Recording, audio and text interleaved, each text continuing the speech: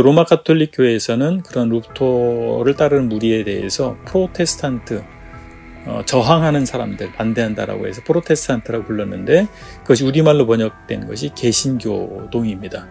그래서 개신교회가 사실 시작됐다고 볼 수가 있겠습니다.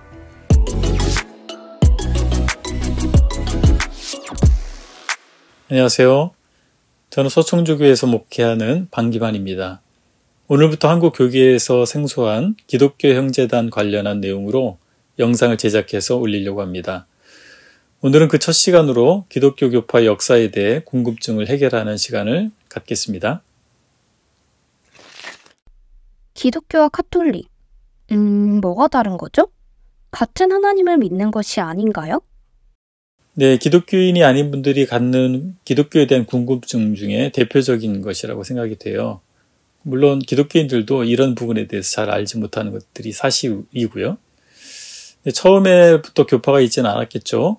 기독교회가 처음으로 교파가 발생한 것은 1054년 교회가 동방교회와 서방교회, 동쪽에 있는 교회와 서쪽에 있는 교회로 나눠지게 되면서 사실은 처음 교파가 생겼다고 볼 수가 있겠습니다. 그런데 처음에 초대교회 당시에는 이단자들과 구별해서 부르는 말이 가톨릭 교회였어요.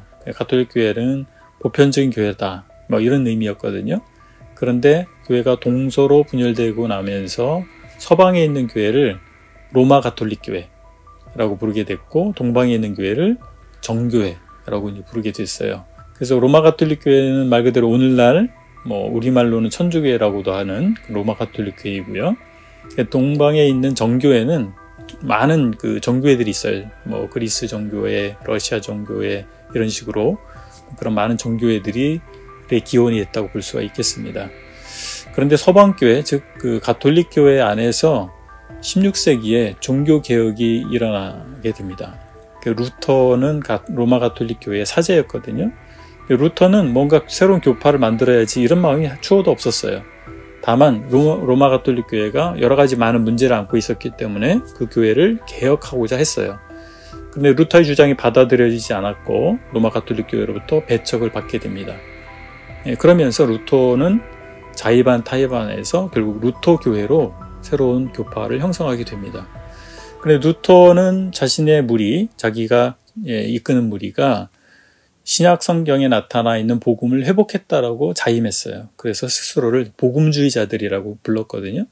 근데 로마 가톨릭 교회에서는 그런 루터를 따르는 무리에 대해서 프로테스탄트, 저항하는 사람들, 반대하는 사람들이다. 로마 가톨릭 교회를 저항한다, 반대한다라고 해서 프로테스탄트라고 불렀는데, 그것이 우리말로 번역된 것이 개신교동입니다.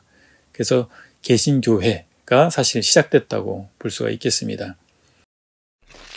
그렇다면 개신교에 또 많은 교파가 있잖아요. 지금처럼 개신교 내의 다양한 교파들은 어떻게 생겨났는지 궁금해요. 네, 그러실 거예요. 사실 개신교에 수많은 셀 수 없이 많은 교파가 존재하죠. 사실 개신교에서 목회하는 저도 그 교파를 다 알 수 없을 정도로 많습니다. 그래서 그런 수많은 개신교회들을 다 살펴볼 수는 없고요. 대표적인 주요 교파들만 좀 살펴보도록 하겠습니다.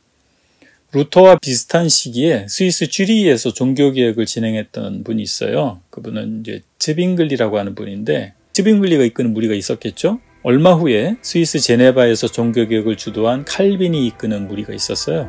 그 츠빙글리의 무리와 칼빈의 무리가 연합을 하게 됩니다. 그러면서 개혁교회가 출현하게 됐죠.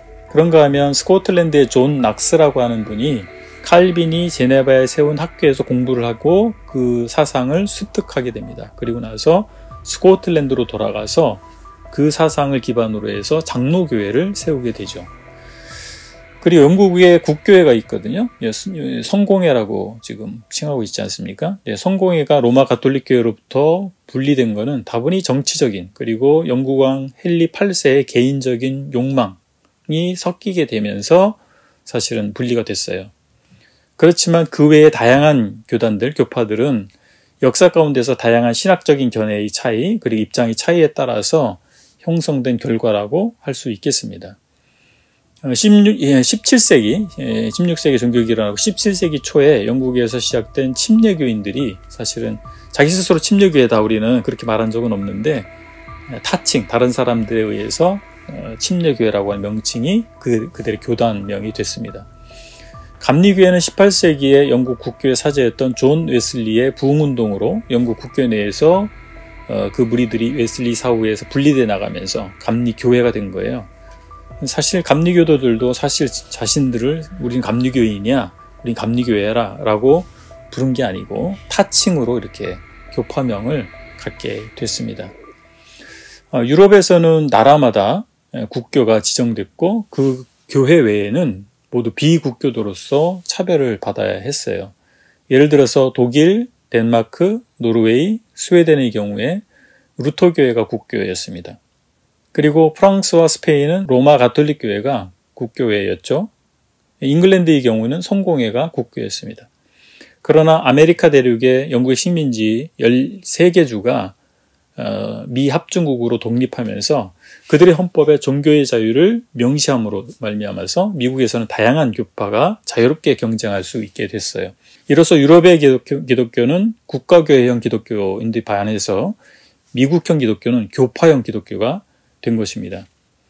정리하면 기독교에는 언어, 문화, 그리고 정치적인 차이에 따라서 첫 번째로 로마 가톨릭 교회와 정교회로 분리가 됐어요. 두 개의 교파가 생겼다고 볼 수가 있겠습니다. 그리고 16세기에 로마 가톨릭 교회 내에서 종교개혁이 일어나면서 이른바 개신교회가 출현하게 됐습니다. 개신교회는 단일한 그룹이 아니라 지역, 또 종교개혁의 상황, 그리고 그 과정에 따라서 다양한 그룹들이 출현하게 된 것이죠. 그에 따라서 다양한 교파가 생겨나게 된 겁니다. 기독교는 유럽에서는 한 국가의 하나의 교회 형태만 인정되는 국가교회 형태였습니다. 그러나 신대륙에서는 미국이 독립하면서 신앙의 자유 가운데 다양한 교파들이 경쟁할 수 있게 됐어요. 즉 교파형 기독교가 신대륙에서 형성된 것입니다. 이처럼 다양한 개신교회들 중에서 16세기에 신자의 침례와 신자의 모임으로서의 교회를 이루고자 했던 무리가 있었습니다. 그들은 국가교회 체제로부터 자유를 추구한다고 해서 자유교회들 또는 자유교회 전통을 따르는 교단들이라고 부릅니다. 그렇게 본다면 개신교회를 크게 두 부류로 구분할 수 있을 거예요. 국가교회형 개신교회, 자유교회형 개신교회라고 부를 수 있게 되겠죠. 자유교회요? 목사님, 처음 들어보는 용어예요. 네, 그러실 거예요. 자유교회라는 용어가 익숙하지 않으실 거예요. 그래서 이 자유교회에 대해서 좀 이해할 필요가 있는데 다음 시간에 이 자유교회에 대해서 더 설명드리도록 그렇게 하겠습니다.